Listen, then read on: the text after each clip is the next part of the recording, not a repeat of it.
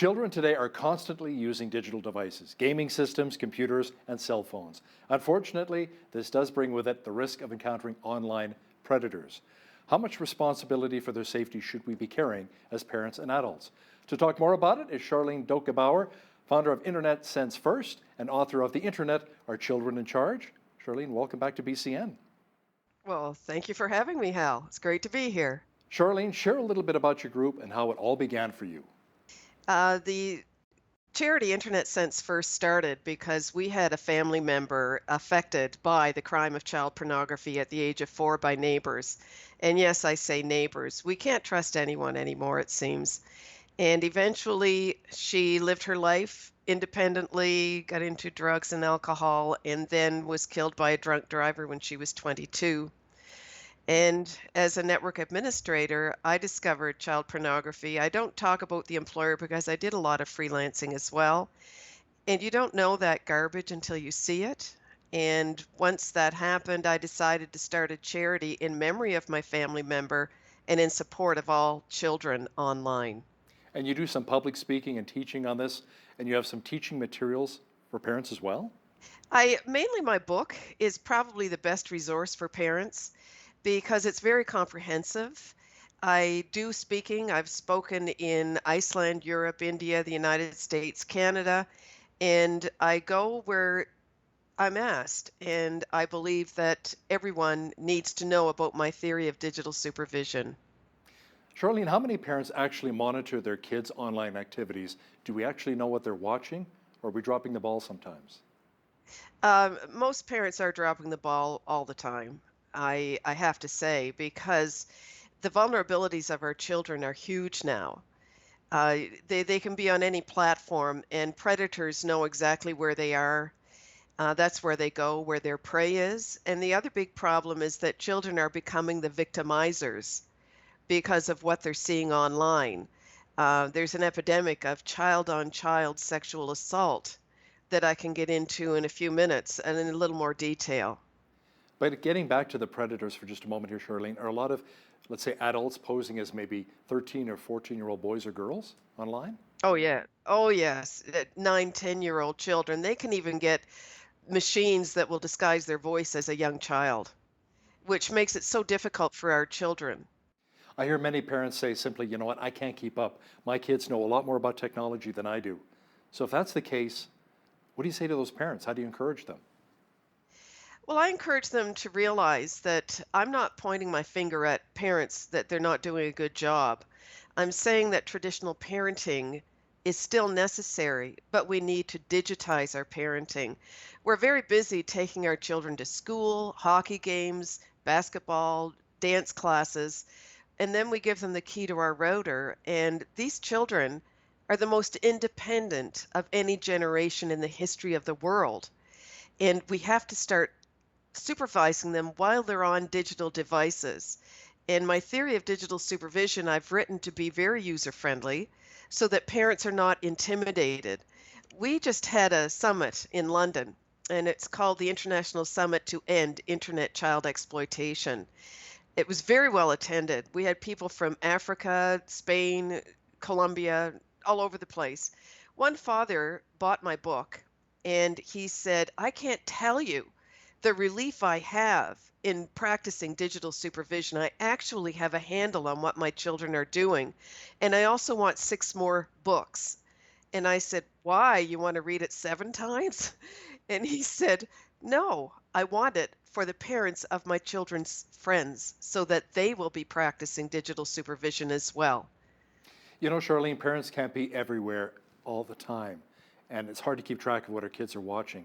Perhaps parents need to be a little more intentional. Do we need to really map out a plan, that digital plan that you were discussing? Absolutely. One thing I mentioned in my book is that parents should draw up a contract of use with their children. And I say with them. You sit at the table together with them and say, this is the cell phone. We're docking it at 7 o'clock at night. You can pick it up at 7 o'clock in the morning. We will be going through your cell phone, looking at pictures, because the epidemic of nudes for these children is huge. They're taking pictures of themselves nude, sending them, and even though it's their body, they're producing and distributing child pornography, which then the parents own because essentially the parents own the cell phone. And when I talk to parents about that, they say, "You mean we're responsible?" Yes, you are for a minor's activities, but they cannot own a cell phone until they're 18. So therefore, it is your plan, your phone, your iPad. Is that considered sexting then? When a lot of these kids are taking pictures of their private parts or nude photos and sending them to each other? Is that what they call That's sexting? sexting. Yes, it is, Hal, and it's epidemic. I've talked to so many principals. Every time I speak in the school, a principal will whisper and say, "We've had a child charged for this." And I say, "No need to worry about it. It's in every school. It's in Canada, the United States, England, New Zealand. It's everywhere." And if people would start practicing digital supervision, which is user friendly, they would know what their children are doing. How about if we took that router and kept it in the parents' bedroom and maybe continually changed the password each day? I advise everyone to put the router in the parental bedroom for two reasons. Number one, you can turn it off at night. Someone complained about what about the electronics in the bedroom? And I say it's not going to bother you if it's turned off. And the other reason, you can turn it off, your kids can't turn it on if it's in your bedroom. But the second reason is you're telling your children you're in charge. The location of the router in a common area is not a good idea. If we're paying for it, our children need to know. I have some parents that tell me, you know what, when you're finished your homework, then I'm going to give you access to the new password for Wi-Fi. And a lot of times the kids do their homework is that they keep changing and updating it each and every day. Now, Charlene, should we also invest in some software to block pornography sites in our homes? There are two ways of looking at that. You can get software to block pornography, and that will wear off when the child's about 8 or 9. They can work around software very easily. For as part of digital supervision, I tell parents to make sure they have a filter between their router and the computer, the host computer. And the router can divide the internet. There's one company that calls it a bright web, so that the child will go up into the bright web and be able to go on the internet without going on sites like that. The unfortunate thing is that does not work when the child is on a cell phone or they're gaming. Gaming can cause a few more issues so that the child cannot be as easily monitored. So parents need to be aware of that and realize that humanity has to supervise humanity.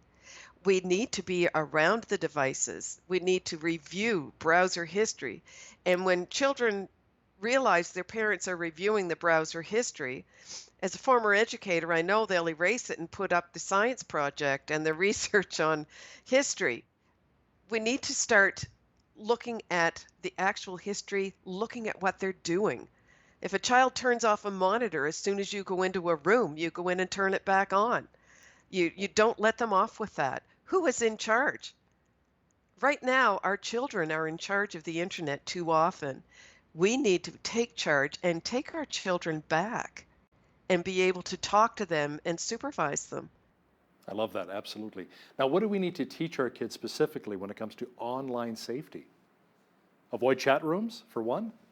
Avoid chatting, avoid sending anything like a picture without the geolocator being turned off, things like that. And what I tell everyone now is that our children, in many ways, are being given too much ownership for decisions online.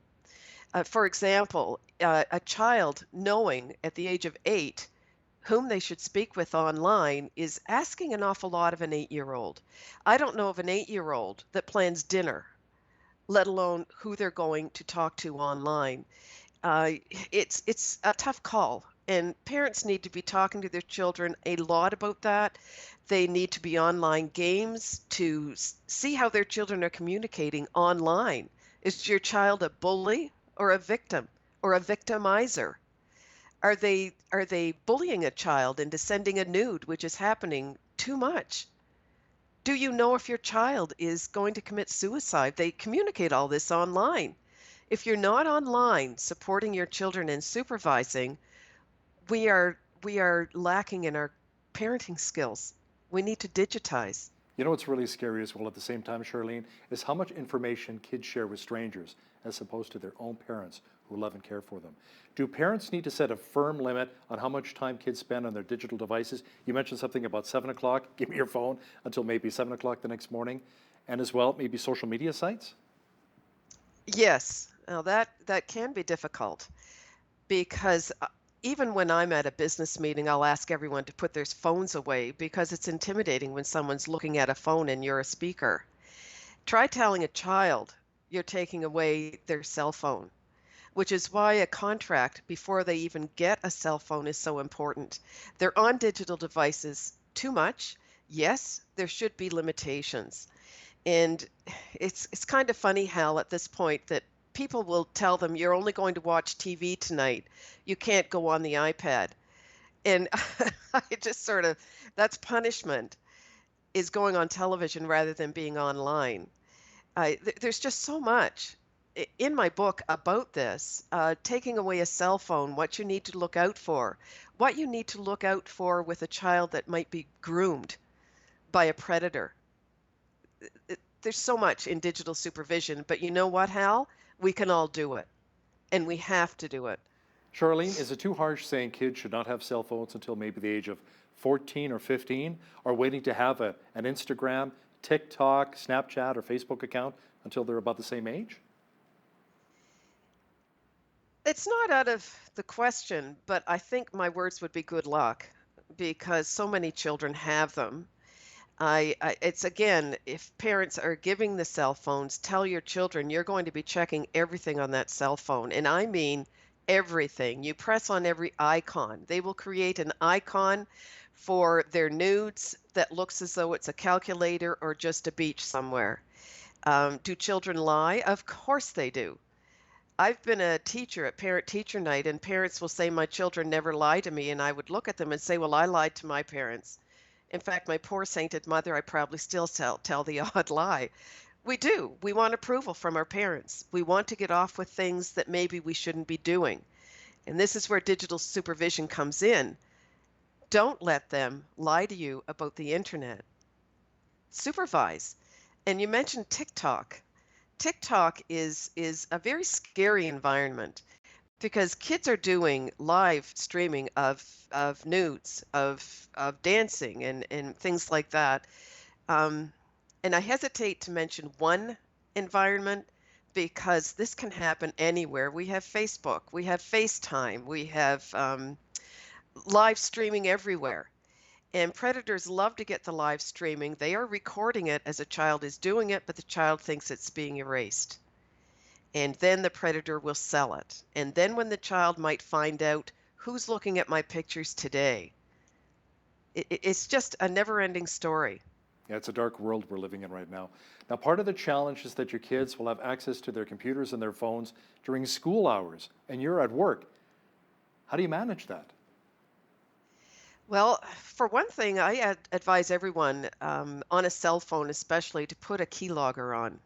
And a keylogger will record every key that a child presses on the cell phone, as well a comprehensive one will record all the pictures.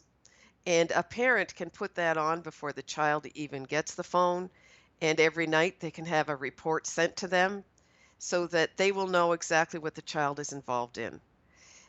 You can put a type of filter on cell phones. Again, the kids can get around them. They talk about this in school all the time. We get around all that. But the key logger is a pretty good source. Looking at it is another one. I had one parent actually take her router to work every day, Wow. which because she had an extreme problem with her child. Wow. And it's difficult. But you know, if the child has a data plan, who needs the router?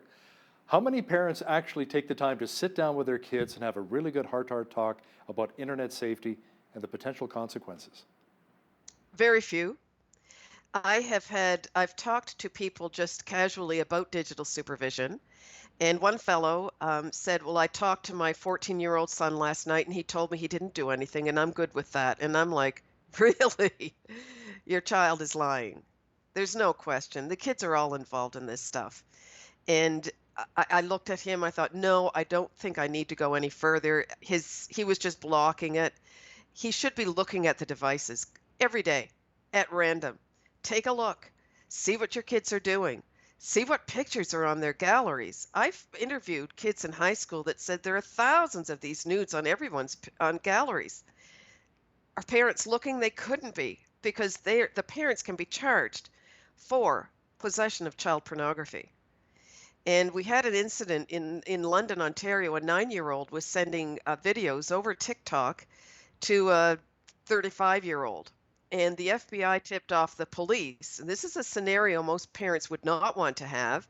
The police came knocking at their door at 6:45, opened the door, confiscated all computer equipment, the parents and the child's, because the parents are suspect.